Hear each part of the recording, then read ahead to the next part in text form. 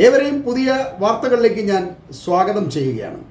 ഇറാനെ പ്രകോപിപ്പിക്കാതെ സാധ്യമായതെല്ലാം ചെയ്തു കൊടുക്കാമെന്ന് സമ്മതിച്ചുകൊണ്ട് ചർച്ച ഫലപ്രദമാക്കാൻ ഉപയോഗിക്കണം എന്ന ട്രംപിൻ്റെ പ്രത്യേക നിർദ്ദേശപ്രകാരം ഇന്നലെ ഒമാനിൽ നടന്ന അമേരിക്ക ഇറാൻ ചർച്ചയുടെ ആദ്യ റൗണ്ട് ഇറാന് അനുകൂലമായ സാഹചര്യം സൃഷ്ടിച്ചുകൊണ്ട് അവസാനിച്ചിരിക്കുകയാണ്.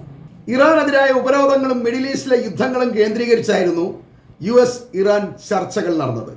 അടുത്തയാഴ്ച വീണ്ടും ചർച്ചകൾ തുടരാൻ ഇരുപക്ഷവും സമ്മതിച്ചതോടെ അമേരിക്കൻ പിടിവാശികളും ഇറാനെ ആക്രമിക്കും എന്ന ട്രംപിൻ്റെ ഭീഷണിയിൽ നിന്നും അമേരിക്ക ഇപ്പോൾ പുറകോട്ട് പോകുന്നതാണ് നമ്മൾ കാണുന്നത്. ഇറാനെ ഭീഷണിപ്പെടുത്തി ചൊൽപ്പടിക്ക് നിർത്താം എന്ന അമേരിക്കൻ സ്വപ്നം വിട്ടുണർന്നുകൊണ്ട് യാഥാർത്ഥ്യത്തിലേക്കും അതുവഴി ഇറാന്റെ ശക്തിയെക്കുറിച്ചും ബോധ്യമുള്ളതിനാൽ വളരെ സമചിത്തതയോടെയും അന്തസ്സോടെയും ചർച്ചയ്ക്ക് തയ്യാറായ അമേരിക്കയെ അഭിനന്ദിക്കുന്ന ഇറാന്റെ പരമോന്നത നേതാവ് അയത്തുള്ള അലി ഖൊമേനി വളരെയധികം സന്തുഷ്ടനാണ്. അതിവേഗം പുരോഗമിച്ചുകൊണ്ടിരിക്കുന്ന ഇറാന്റെ ആണവ പദ്ധതിയെ തടയുക എന്ന ലക്ഷ്യത്തോടെ ആരംഭിക്കാനിരുന്ന ചർച്ചയിൽ ആണവ പദ്ധതിയെക്കുറിച്ച് അമേരിക്കൻ പ്രതിനിധി സംഘം ഒന്നും പറയാതിരുന്നത് എല്ലാവരെയും അത്ഭുതപ്പെടുത്തിയിരിക്കുകയാണ്. പകരം ആണവ പദ്ധതികൾ ഇറാന്റെ അവകാശമാണെന്നും അവരുടെ വൈദ്യുത ആവശ്യങ്ങൾക്കുള്ള പദ്ധതിയെ അമേരിക്ക അംഗീകരിക്കുന്നു എന്നുള്ള പരോക്ഷമായ ഒരു സൂചന മാത്രമാണ് അമേരിക്ക നൽകിയിരിക്കുന്നത്. ഇറാൻ ആഗ്രഹിച്ചതും ഇത്തരമൊരു അംഗീകാരം തന്നെയാണ് എന്ന് നമ്മൾ മനസ്സിലാക്കണം. ഈ അംഗീകാരത്തിൻ്റെ മറവിൽ അവർക്ക് ഇനി യുദ്ധാവശ്യങ്ങൾക്കുള്ള ആണവായുധങ്ങൾ സ്വന്തമായി വികസിപ്പിക്കാൻ കഴിയുമെന്നുള്ള ഒരു പ്രത്യേകതയും കൂടിയുണ്ട്. ഇറാന്റെ വിദേശകാര്യമന്ത്രി അബ്ബാസ് അരക്ചിയും അമേരിക്കയുടെ മിഡിൽ ഈസ്റ്റ് പ്രതിനിധി സ്റ്റീവ് വിൻകോഫുമാണ് ചർച്ചാ സംഘത്തെ നയിച്ചിരുന്നത്. ഒരു കാരണവശാലും യുദ്ധ സാഹചര്യം ഒരുക്കുന്ന രീതിയിൽ ചർച്ച വഴി തെറ്റരുത് എന്ന ട്രംപിൻ്റെ നിർദ്ദേശമുള്ളത് കൊണ്ട് വളരെ ശ്രദ്ധയോടെയാണ് വിൻകോഫ് ഈ ചർച്ചയെ നയിച്ചത്. അമേരിക്കയുടെ എല്ലാ അഹങ്കാരങ്ങളും മാറ്റിവെച്ചുകൊണ്ട് വളരെ കാര്യപ്രാപ്തിയോടെ സംസാരിക്കുന്ന ട്രംപിൻ്റെ പ്രതിനിധികളെയാണ് ഇന്നലെ ഒമാനിൽ കണ്ടത് എന്ന് ചർച്ചയിൽ പങ്കെടുത്തവർ തന്നെ പറയുന്നുണ്ട്. സങ്കീർണമായ മധ്യേഷ്യൻ പ്രശ്നങ്ങൾക്ക് ഇരു രാജ്യങ്ങൾക്കും പ്രയോജനകരമായ ഫലമുണ്ടാവുന്ന തരത്തിൽ ചർച്ചയെ ഉപയോഗിക്കാനാണ് ട്രംപിൻ്റെ പുതിയ തീരുമാനം. ഇത് വിജയിച്ചാൽ ഇറാന്റെ മേലുള്ള അമേരിക്കൻ ഉപരോധങ്ങൾക്ക് ഇളവ് ലഭിച്ചേക്കാം. ഇറാനും അമേരിക്കയും തമ്മിലുള്ള സൗഹൃദം വരുന്ന നാളുകളിൽ നമുക്ക് പ്രതീക്ഷിക്കുകയും ചെയ്യാം. എന്നാൽ ട്രംപിൻ്റെ ഈ മനംമാറ്റം പെട്ടെന്നുണ്ടായതല്ല എന്ന് നമ്മൾ മനസ്സിലാക്കണം. കാരണം ഈ ചർച്ചയെ റഷ്യയും ചൈനയും ഒക്കെ കാര്യമായി തന്നെ ഉറ്റുനോക്കുന്നു എന്ന് ട്രംപിന് നന്നായി തന്നെ അറിയാം. ഇറാനുമായി ചർച്ച പരാജയപ്പെട്ടാൽ ഒരു യുദ്ധത്തിന് നിർബന്ധിതമാകുന്ന സാഹചര്യമാണ് ഇപ്പോൾ മിഡിൽ ഈസ്റ്റിലുള്ളത്. ഇങ്ങനെ ഒരു യുദ്ധം വ്യാപാര മത്സരത്തിലൂടെ അമേരിക്കയുമായി ഇടഞ്ഞു നിൽക്കുന്ന ചൈന നന്നായി തന്നെ പ്രയോജനപ്പെടുത്തിയേക്കാം എന്ന് ട്രംപിന് നല്ല സംശയം തന്നെയുണ്ട്. അങ്ങനെയെങ്കിൽ അമേരിക്ക തകരും വിധം യുദ്ധം വലിച്ചു നീട്ടുന്ന ഒരു വലിയ കുടുക്കിലേക്കാവും ഈ ചൈനയും ഇറാനും ഒക്കെ അമേരിക്കയെ ചാടിക്കാൻ ശ്രമിക്കുക എന്നുള്ള കാര്യം വ്യക്തമാണ്. തന്നെയുമല്ല, യുദ്ധം ഇറാനിലോ മിഡിൽ ഈസ്റ്റിലോ മാത്രമായി ഒതുങ്ങാതെ പസഫിക്കിലുള്ള അമേരിക്കൻ കപ്പലുകളെയും ദക്ഷിണ കൊറിയ, ഫിലിപ്പൈൻസ്, ജപ്പാൻ തുടങ്ങിയ രാജ്യങ്ങളിലെ അമേരിക്കൻ താവളങ്ങളെയും ആക്രമിക്കാൻ ചൈനയും കൊറിയയും അവസരമാക്കിയേക്കാം എന്ന ഭയവും അമേരിക്കയ്ക്കുണ്ട് എന്നതാണ് വാസ്തവം.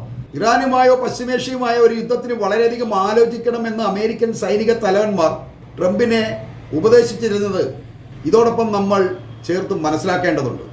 അത് വളരെ അപകടം പിടിച്ച ഒരു പണിയാണ് എന്നാണ് ഈ സൈനിക തലവന്മാർ ട്രംപിനെ ഉപദേശിച്ചിരുന്നത്.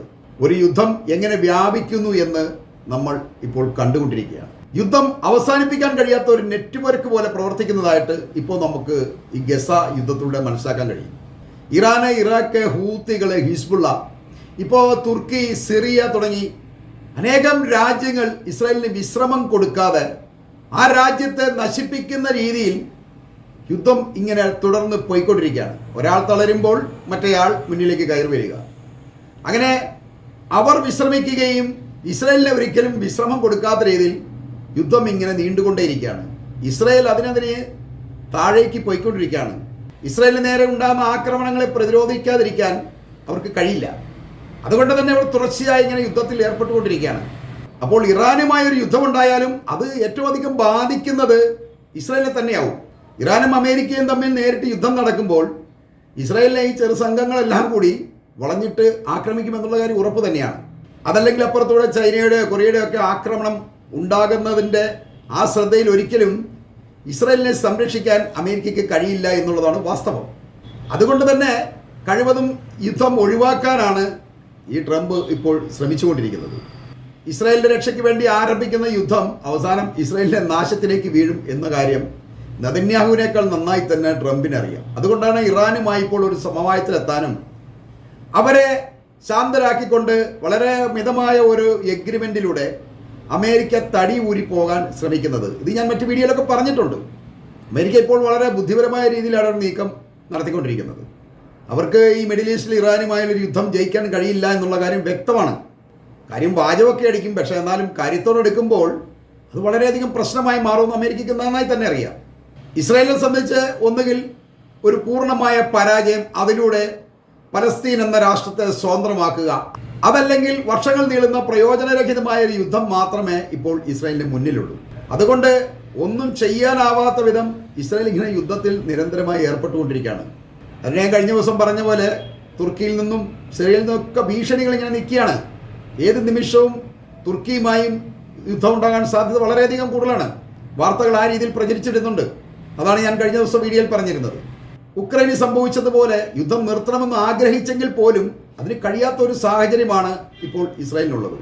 ഇതിനെല്ലാം പരിഹാരമായിട്ട് മിഡിൽ ഈസ്റ്റിനെ മൊത്തമായി ട്രംപിനെ ഏൽപ്പിച്ചുകൊണ്ട് അമേരിക്ക ഇറാനുമായി യുദ്ധത്തിലേക്ക് ചാടിച്ച് രക്ഷപ്പെടാം എന്ന് കരുതി അമേരിക്കൻ യാത്ര നടത്തിയ നെതന്യാഹു അമേരിക്കയിൽ ശരിക്കും അപമാനിക്കപ്പെടുകയാണ് എന്ന് പറയുന്നതാണ് വാസ്തവം. ഇറാനെ ആക്രമിക്കുകയും മറ്റു രാജ്യങ്ങൾക്ക് ഈ അമേരിക്ക ഇപ്പോൾ ഏർപ്പെടുത്തിയിരിക്കുന്ന വ്യാപാര നികുതി ഇസ്രായേലിനും ഏർപ്പെടുത്തിയത് അത് ഒഴിവാക്കുക, പിന്നെ ഗസയെ വീണ്ടും വീണ്ടും ആക്രമിക്കാൻ വേണ്ടി കുറെ കൂടി ആയുധങ്ങൾ സംഘടിപ്പിക്കുക, ഇന്നൊക്കെയുള്ള ഒരുപാട് ലക്ഷ്യങ്ങളോടെയാണ് ഈ നെതന്യാഹു ഇത്തവണ അമേരിക്ക സന്ദർശിച്ചത്. കഴിഞ്ഞ പ്രാവശ്യം കായ്ക്ക് വളരെയധികം സ്വീകരണമൊക്കെയാണ് ട്രംപ് കൊടുത്തിരുന്നത്. പക്ഷേ ഇത്തവണ അത്രയധികം സ്വീകരണങ്ങൾ കൊടുത്തിട്ടില്ല. അതുകൊണ്ട് തന്നെ ഇത്തവണ ഈ നെതന്യാഹുവും ട്രംപുമായിട്ടുള്ള കൂടിക്കാഴ്ചകൾ ഇസ്രായേൽ പത്രങ്ങൾ കൂടുതൽ ആഘോഷിച്ചില്ല എന്നുള്ളതാണ് സത്യം. ശരിക്കും ഈ നെതന്യാഹുവിനെ അവഗണിച്ചുകൊണ്ട് വണ്ടിക്കൂലി പോലും കൊടുക്കാതെയാണ് ഈ ട്രംപ് അമേരിക്കയിൽ നിന്നും കയറ്റിവെട്ടത് എന്നുള്ളതാണ് സത്യം. ഇങ്ങനെയൊക്കെ സംഭവിച്ചതുകൊണ്ട് ഇറാനുമായി അമേരിക്ക ഇപ്പോൾ നടത്തിയ ചർച്ചകളും ഇറാൻ അനുകൂലമാകുന്ന വിധത്തിൽ ഉണ്ടാകുന്ന ചില തീരുമാനങ്ങളൊക്കെ നെതന്യാഹുവിനെ വല്ലാതെ നിരാശപ്പെടുത്തിയിരിക്കുകയാണ്. ഇറാൻ പൂർണ്ണമായും ആണവശേഷിയാണെന്ന അമേരിക്കൻ ബോധമാണ് ട്രംപിനെ കൊണ്ട് ഇറാന് അനുകൂലമായ ഒരു തീരുമാനത്തിന് പ്രേരിപ്പിക്കുന്നത് എന്നത് നെതന്യാഹുവിനെ വല്ലാതെ ഭയപ്പെടുത്തുന്നുണ്ട്. ഇങ്ങനെ വരുമ്പോൾ നെതന്യാഹുവിന് സംഭവിക്കുന്ന എന്താണെന്ന് വെച്ചാൽ അമേരിക്കയും ഇറാനും തമ്മിലുള്ള ചർച്ച ഇങ്ങനെ പുരോഗമിക്കുന്നതോടുകൂടി ഗസയിലെ യുദ്ധം അവസാനിപ്പിക്കാൻ നെതന്യാഹു നിർബന്ധിതമാകും എന്നുള്ളതാണ്. അതല്ലാതെ ഒരിക്കലും ബന്ദികളെ തിരിച്ചെടുക്കാൻ കഴിയില്ല എന്നും അമേരിക്കയ്ക്ക് ഏതാണ്ട് ബോധ്യമുള്ളതാണ്. അപ്പോൾ ഹമാസുമായും ഇറാനുമായും ഒക്കെ ഒരു നല്ല രീതിയിലുള്ള ചർച്ച മുന്നോട്ട് പോയെങ്കിൽ മാത്രമേ ഉള്ളൂ ഈ ബന്ദികളെ തിരികെ കിട്ടുള്ളൂ. അതല്ലാതെ ഒരിക്കലും യുദ്ധത്തിലൂടെ ഇവരെ നേടാൻ കഴിയില്ല ഏതാണ്ട് മനസ്സിലായിട്ടുണ്ട്. തന്നെയുമല്ല ഗസയെ പിടിച്ചെടുത്ത് അതിനെ രണ്ടായി വിഭജിച്ചുകൊണ്ട് വേലി കെട്ടി തിരിച്ചെടുത്ത് സ്വന്തമാക്കി ഉപയോഗിക്കാനൊക്കെ പ്ലാൻ ചെയ്തിരുന്ന ഈ നെതന്യാഹുവിനെ സംബന്ധിച്ച് ഈ പിടിച്ചെടുത്ത സ്ഥലങ്ങൾ മുഴുവൻ പലസ്തീന് തിരിച്ചു കൊടുക്കേണ്ടി വരികയും ചെയ്യും. അങ്ങനെ ഒരു ചർച്ചയാകും വരും ദിവസങ്ങളിൽ ഇറാനും അമേരിക്കയും തമ്മിൽ ഉണ്ടാവുന്നത്. ഒരു ഇഞ്ച് ഭൂമി പോലും ഇസ്രായേലിന് പലസ്തീനിൽ നിന്നും ഇനി കിട്ടില്ല എന്നുള്ള കാര്യം ഉറപ്പ് തന്നെയാണ്. ഇങ്ങനെയൊക്കെ എല്ലാം തിരിച്ചു കൊടുത്തുകൊണ്ട് ഇസ്രായേൽ പൂർണ്ണമായും പരാജയപ്പെടുക എന്നത് നെതന്യാഹുവിനെ സംബന്ധിച്ച് വളരെ അപകടകരമായ ഒരു കാര്യം തന്നെയാണ്. ഒന്നുകിൽ അയാൾ കൊല്ലപ്പെടും, അതല്ലെങ്കിൽ ആത്മഹത്യ ചെയ്യുക മാത്രമേ നെതന്യാഹുവിൻ്റെ മുന്നിൽ ഇനി മാർഗമുള്ളൂ. ഒരുപക്ഷെ യുദ്ധം പരാജയപ്പെട്ടാൽ നെതന്യാഹു ആത്മഹത്യ ചെയ്യും എന്ന് വിശ്വസിക്കുന്ന ഒരാളാണ് ഞാൻ. അത്രയും കഠിനമായ ഒരു പ്രശ്നമാണ് ഇപ്പോൾ നെതന്യാഹുവിൻ്റെ മുന്നിലുള്ളത്. കാരണം അയാളുടെ പേരിൽ യുദ്ധക്കുറ്റവും അതുപോലെ തന്നെ അഴിമതി കേസുകൾ, അങ്ങനെ ഒരുപാട് കേസുകൾ ഉണ്ടായിട്ടുണ്ട്. ഭരണശേഷം അയാൾ ഇനിയുള്ള കാലം ജയിലിൽ കഴിയേണ്ടി വരുന്ന ഒരവസ്ഥയിലേക്കാണ് കാര്യങ്ങൾ നീങ്ങിക്കൊണ്ടിരിക്കുന്നത്. തന്നെയുമല്ല ഇസ്രായേലിൻ്റെ ഇന്നേ വരെ ഉണ്ടായ സകല പുരോഗമനവും ഇയാൾ ഒരാൾ കാരണം അല്ലെങ്കിൽ ഇയാളുടെ പിടിവാശി കാരണം നഷ്ടപ്പെട്ടു എന്നൊരു ബോധം ഇസ്രായേലിൽ പൊതുവേ ഉണ്ട്. അതുകൊണ്ട് തന്നെ ഇസ്രായേലിൽ അതിരൂക്ഷമായ പ്രതിഷേധങ്ങളാണ് 1.5 കൊല്ലമായിട്ട് ഇപ്പോൾ നടന്നുകൊണ്ടിരിക്കുന്നത് ഈ നെതന്യാഹു സർക്കാരിനെതിരായിട്ട്. എന്നാൽ അയാൾ അതിനെല്ലാം അവഗണിച്ചുകൊണ്ട് വീണ്ടും ഗസയെ ആക്രമിക്കുകയും വീണ്ടും യുദ്ധം ചെയ്യാനാണ് ശ്രമിക്കുന്നത്. അതിലൂടെ ഇസ്രായേലിന് കടം വർദ്ധിക്കുകയും നഷ്ടത്തിലേക്ക് പോവുകയും അല്ലാതെ ലാഭകരമായി ഒന്നുമില്ല എന്ന് ഇസ്രായേലികൾ തന്നെ പറയുന്നുണ്ട്. അതുകൂടാതെ അമേരിക്ക ദുർബലമാണ് എന്നുള്ള സൂചന തന്നെയാണ് ഇറാനുമായിട്ടുള്ള ചർച്ചയിൽ വിട്ടുവീഴ്ചകൾക്ക് അമേരിക്ക തയ്യാറാവുന്നതിൻ്റെ പ്രധാന കാരണം എന്ന് നമുക്ക് മനസ്സിലാക്കാൻ കഴിയും. അങ്ങനെ ഒരു വിലയിരുത്തൽ ലോകത്തിപ്പോൾ നടക്കുന്നുണ്ട്. ഇറാന്റെ ആണവ പദ്ധതി അമേരിക്കയുടെ കയ്യിൽ ഒതുങ്ങുന്ന കാര്യമൊന്നുമല്ല, അതിനെ തടയാനുമാവില്ല എന്ന് ഇറാൻ പലതവണ വ്യക്തമാക്കിയതുമാണ്. ആണവ കേന്ദ്രങ്ങളെ ആക്രമിക്കുക എന്നത് വെറുതെ പറയാമെന്നല്ലാതെ അതൊരിക്കലും പ്രാവർത്തികമാക്കാനാവില്ല എന്നും ഇറാൻ തറപ്പിച്ച് തന്നെ പറയുന്നുണ്ട്. തന്നെയുമല്ല, ഈ അമേരിക്ക ഏറ്റവും അധികം കുടുങ്ങിയത് മിഡിൽ ഈസ്റ്റിൽ അമേരിക്കയെ സഹായിക്കുന്ന ഏതൊരു രാജ്യത്തെയും ശത്രുവായി കണ്ടുകൊണ്ട് ഞങ്ങൾ ആക്രമിക്കുമെന്ന ഇറാന്റെ ഭീഷണി അറബ് രാജ്യങ്ങളെ വല്ലാതെ ഭയപ്പെടുത്തിയിട്ടുണ്ട്. അതുകൊണ്ട് വെറുതെ വയ്യാവേലി വലിച്ചു വെക്കണ്ടല്ലോ എന്ന ചിന്ത അറബുകൾക്കിടയിൽ പൊതുവായിട്ടുണ്ട്. ഇസ്രായേലിനെ രക്ഷിക്കാൻ യുദ്ധത്തിന് തയ്യാറാകുന്ന അമേരിക്കയെ സംരക്ഷിക്കേണ്ട ഉത്തരവാദിത്വമൊന്നും ഈ അറബ് രാജ്യങ്ങൾക്കില്ല എന്നും അവർ മനസ്സിലാക്കിയിരിക്കുന്നു. ഇക്കാര്യങ്ങളെല്ലാം മനസ്സിലാക്കിക്കൊണ്ടാണ് ഇറാൻ അനുകൂല തീരുമാനമെടുക്കാൻ ട്രംപിനെ ഇപ്പോൾ പ്രേരിപ്പിക്കുന്നത്. അതുകൊണ്ട് വരും ദിവസങ്ങളിൽ ഇറാൻ അനുകൂലമായ കൂടുതൽ സാഹചര്യങ്ങൾ അമേരിക്ക സൃഷ്ടിക്കും എന്ന കാര്യം തീർച്ച തന്നെയാണ്. അതിലൂടെ ഇറാൻ ഇത്രയും കാലം നേരിട്ടിരുന്ന ഉപരോധങ്ങളും അതുപോലെ തന്നെ മറ്റ് സാമ്പത്തിക ബുദ്ധിമുട്ടുകളിൽ നിന്നും രാജ്യം രക്ഷപ്പെടാനുള്ള എല്ലാവിധ സാധ്യതകളും ഒരുങ്ങുന്നു എന്ന് പറഞ്ഞുകൊണ്ട് ഞാൻ ഈ വാർത്തകൾ ഇവിടെ അവസാനിപ്പിക്കുകയാണ്.